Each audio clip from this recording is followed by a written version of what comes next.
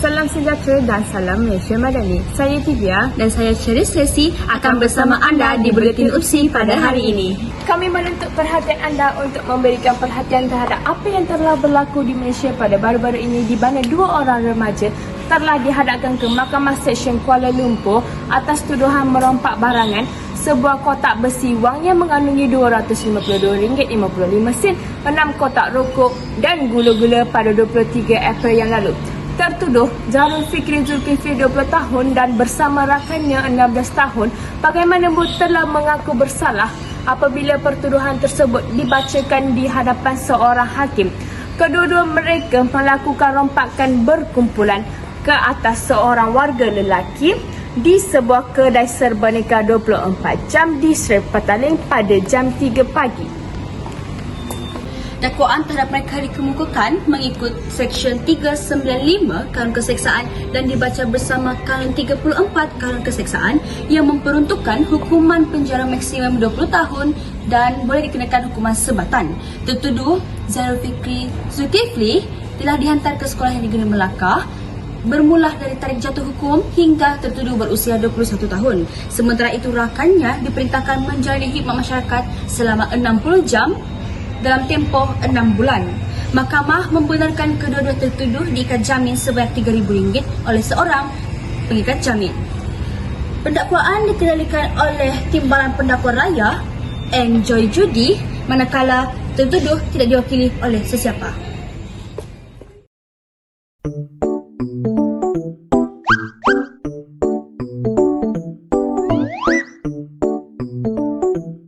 Antara faktor berlakunya rompakan dalam kalangan remaja adalah masalah keuangan.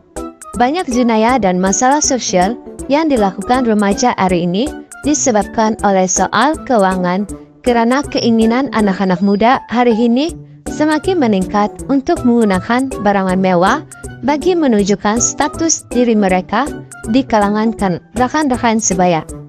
Tidak semua anak-anak remaja ini lahir dari keluarga berada dan mampu menikmati kemewahan hidup.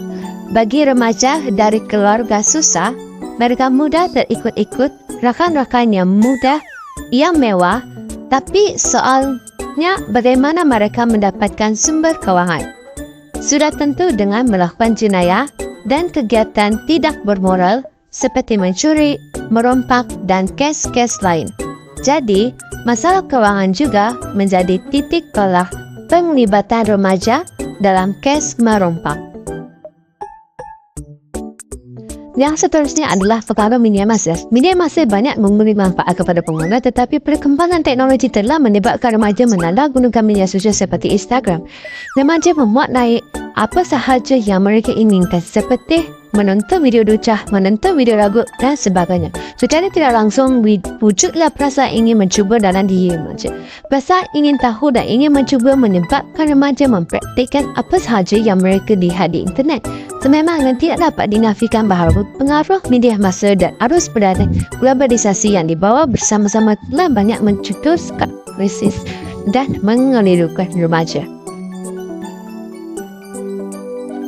Aktiviti merompak memberi kesan yang buruk terhadap remaja yang terlibat dengan aktiviti jenayah ini.